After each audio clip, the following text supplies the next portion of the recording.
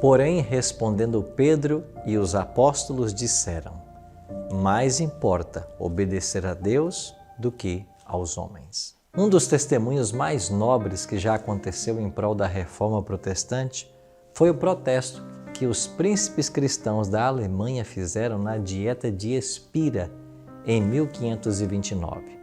A coragem e a firmeza desses homens resultaram na liberdade de consciência das gerações seguintes e deram à Igreja Reformada o nome de protestante. Deus estava intervindo e contendo as forças que se opunham à verdade. Carlos V da Espanha estava determinado a esmagar a Reforma, mas sempre que levantava a mão para golpeá-la, era forçado a dirigir o golpe para outro local. Vez após vez, em momentos críticos, o exército turco aparecia na fronteira e então o rei da França ou até mesmo o Papa guerreavam contra ele. E dessa maneira, em meio aos conflitos das nações, a Reforma foi deixada de lado e teve a oportunidade para se fortalecer e se espalhar. Finalmente, porém, os governantes católicos se uniram contra os reformadores. O imperador então convocou uma dieta ou um concílio para reunir em Espira em 1529, com o propósito de acabar com os assim chamados heréticos ou suas heresias. Como os métodos pacíficos haviam falhado, Carlos V estava pronto para usar a espada. Os adeptos de Roma demonstraram abertamente sua hostilidade em relação aos reformadores. Melancton, amigo de Lutero, chegou a dizer: somos aquilo que o mundo odeia e tenta afastar, mas Cristo olhará para seu povo e o preservará. O povo de Espira estava sedento pela palavra de Deus e, apesar de ser proibido, milhares se aglomeravam nos cultos realizados na capela do eleitor da Saxônia. Isso fez a crise acontecer mais cedo. A tolerância religiosa já tinha sido estabelecida por lei e os estados dos quais a reforma era forte resolveram se opor a qualquer restrição de seus direitos. No lugar de Lutero estavam seus cooperadores e os príncipes que Deus havia levantado para defender sua causa. Frederico da Saxônia havia morrido, mas o duque João, seu sucessor, havia recebido a reforma com alegria e demonstrava grande coragem. Os padres exigiam que os estados que haviam aceitado a reforma se sujeitassem à jurisdição romana. Os reformadores, por sua vez, não podiam consentir que Roma readquirisse o controle sobre as terras que tinham recebido a palavra de Deus. Por fim, propôs-se que onde a reforma não havia sido estabelecida, o edito de Worms fosse colocado em vigor. E onde os habitantes não se conformassem com ele, sem perigo de revolta, deveriam pelo menos não introduzir nenhuma reforma nova, nem se opor à celebração da missa e não permitir que nenhum católico romano aderisse ao luteranismo.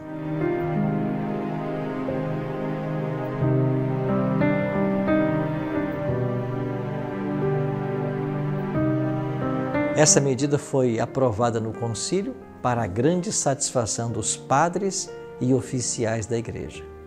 Se esse edito fosse colocado em prática, a reforma não poderia se ampliar, nem se estabelecer em alicerces sólidos, onde ela já existia. A liberdade seria proibida, não haveria permissão para ninguém se converter. E a esperança do mundo parecia prestes a se extinguir. Os evangélicos olhavam uns para os outros com grande desânimo. O que podemos fazer? Os líderes da reforma devem se sujeitar a esse edito? Os príncipes luteranos receberam a garantia do livre exercício de sua religião.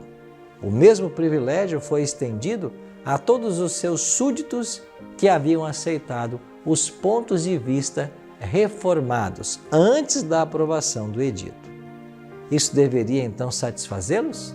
Felizmente, eles olhavam para o princípio sobre o qual esse acordo se baseava e agiram pela fé. Qual era o princípio? Era o direito de Roma de forçar a consciência e proibir o livre estudo. Mas eles e seus súditos protestantes não desfrutariam liberdade religiosa? Sim, como um favor especial concedido no acordo, não como direito. Se aceitassem esse arranjo proposto, eles estariam praticamente admitindo que a liberdade religiosa deveria se confinar à Saxônia que havia abraçado a reforma. E para o restante da cristandade, o livre estudo da Bíblia e a profissão de fé reformada seriam crimes punidos com a masmorra e a fogueira. Rejeitamos esse decreto, disseram os príncipes. Em questões de consciência, a maioria não tem poder. Proteger a liberdade de consciência é dever do Estado, e esse é o limite das autoridades em questões religiosas. Os governantes católicos se determinaram a acabar com aquilo que chamaram de ousada obstinação. Os representantes das cidades livres foram então solicitados a declarar se aceitavam os termos da proposta. Eles pediram um adiamento, mas esse recurso foi negado. E quase metade se posicionou ao lado dos reformadores, sabendo que essa decisão os marcava para a condenação e a perseguição futura.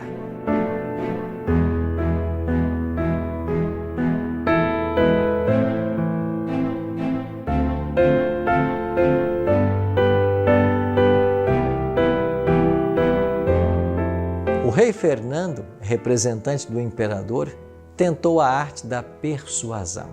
Implorou aos príncipes que aceitassem um decreto, garantindo-lhes que o imperador ficaria muito satisfeito com eles. Mas aqueles homens fiéis responderam com toda a calma: obedeceremos ao imperador em tudo que possa contribuir para a manutenção da paz e a honra de Deus. O rei finalmente anunciou que a única opção que lhe restava era sujeitar a maioria. E depois de dizer isso, deixou o ambiente sem dar aos reformadores nenhuma possibilidade, nenhuma oportunidade de réplica, de se explicarem. Eles enviavam representantes implorando ao rei que voltasse. Este respondeu apenas: está definido. A submissão é a única alternativa. O Partido Imperial acreditava presunçosamente que a causa do imperador e do Papa era forte, ao passo que a posição dos reformadores era fraca. Se os reformadores dependessem somente do auxílio humano, de fato seriam tão impotentes quanto o lado católico supunha. Mas eles apelaram do relatório da Dieta para a palavra de Deus, do imperador Carlos para Cristo Jesus, o Rei dos Reis, o Senhor dos Senhores. E como Fernando havia se recusado a honrar as convicções da consciência deles, os príncipes decidiram não permitir que sua fé se desvanecesse. E em vez disso, levaram um protesto imediatamente para o Concílio Nacional. Elaboraram uma declaração solene e a apresentaram para a Dieta.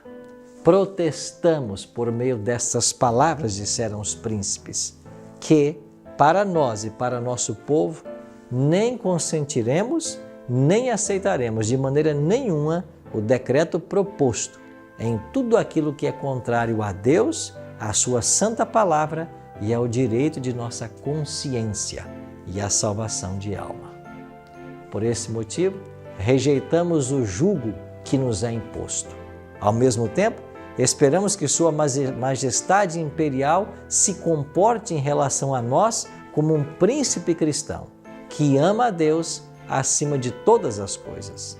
E nos declaramos prontos para obedecer a Ele, bem como a vocês, graciosos nobres, todo o afeto e toda a obediência que correspondem a nosso justo e legítimo dever.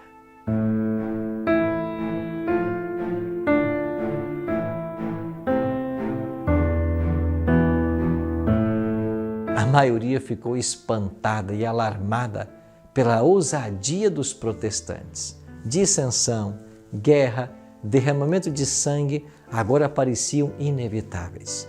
Mas apesar disso, os reformadores, confiando no braço onipotente de Deus, estavam cheios de coragem e firmeza. Os princípios contidos nesse celebrado protesto constituem a própria essência do protestantismo. O protestantismo coloca o poder da consciência acima do governo e a autoridade da palavra de Deus acima da igreja. O protesto de Espira foi um testemunho solene contra a intolerância religiosa e uma declaração do direito de todas as pessoas a adorarem a Deus de acordo com a própria consciência. A experiência desses nobres reformadores contém uma lição para todas as eras que viriam.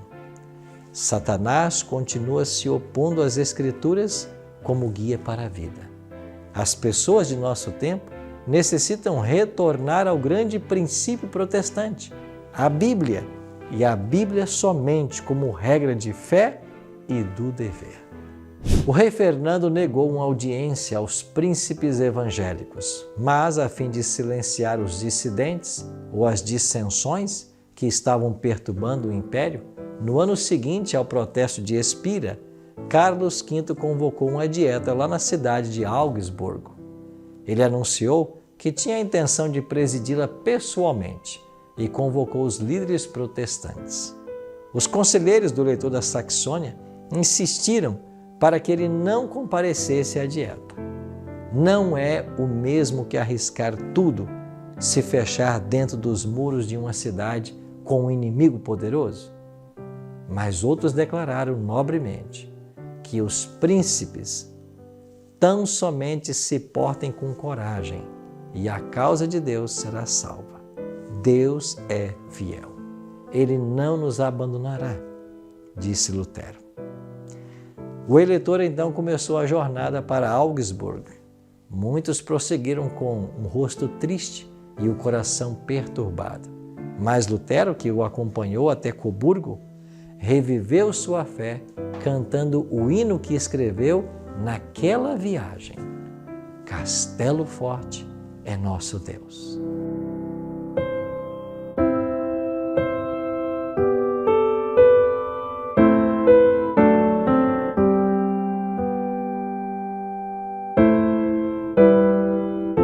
Muitos corações pesados já sentiram alívio ao som desse cântico inspirador. Os príncipes reformados haviam decidido apresentar uma declaração de seus pontos de vista com evidências extraídas das Escrituras. Confiaram a tarefa de prepará-la a Lutero, Melanchthon e seus companheiros. Os protestantes aceitaram então a confissão e se reuniram para assinar agora o novo documento. Os reformadores tomaram cuidado de não misturar sua causa a questões políticas. E quando os príncipes cristãos foram adiante para assinar a confissão, Melanchthon objetou dizendo: são os teólogos e ministros que devem propor essas coisas. Reservamos a autoridade dos poderes da terra para essas questões.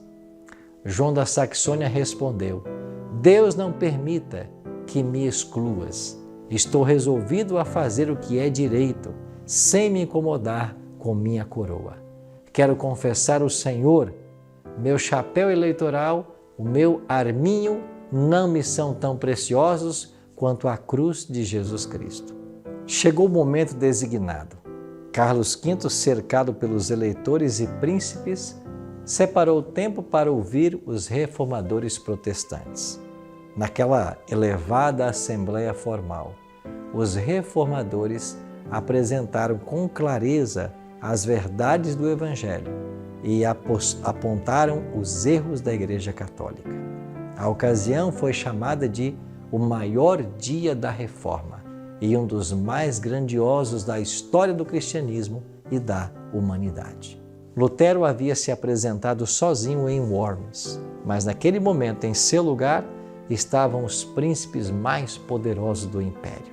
Ele escreveu: "Sinto uma alegria que não cabe em mim, por ter vivido até esta hora, a fim de ver Cristo publicamente exaltado por fiéis tão ilustres em uma assembleia sobremodo gloriosa."